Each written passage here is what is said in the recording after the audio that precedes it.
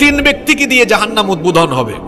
এর মধ্যে 1 নম্বরে আলেম, 2 নম্বরে শহীদ, 3 নম্বরে দানশীল।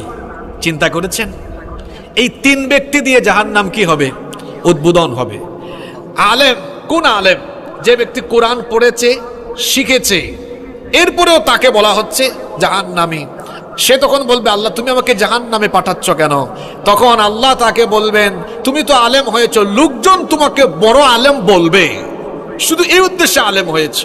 এজন্য তুমি তো দিন প্রচার প্রসার বা একেবারে ইখলাসের সাথে কাজগুলো করে আসনি। 2 নম্বর শহীদ।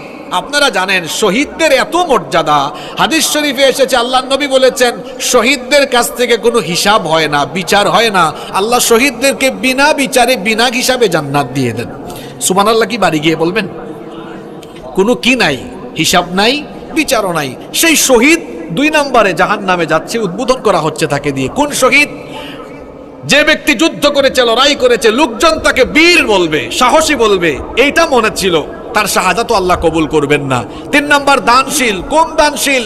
যেই দানশীল এজন্য দান করত যে লোকজন তাকে দানশীল বলবে, অমুক খুব দান করে। এটা যদি মনে থাকে, এইটা মনে রেখে সে যদি দান করে লৌকিকতার জন্য, তাহলে তার এই দান কোনো কাজে লাগবে না। তাহলে কিয়ামতের দিন রিয়াকারীদেরকে দিয়ে জাহান্নাম উদ্বোধন হবে।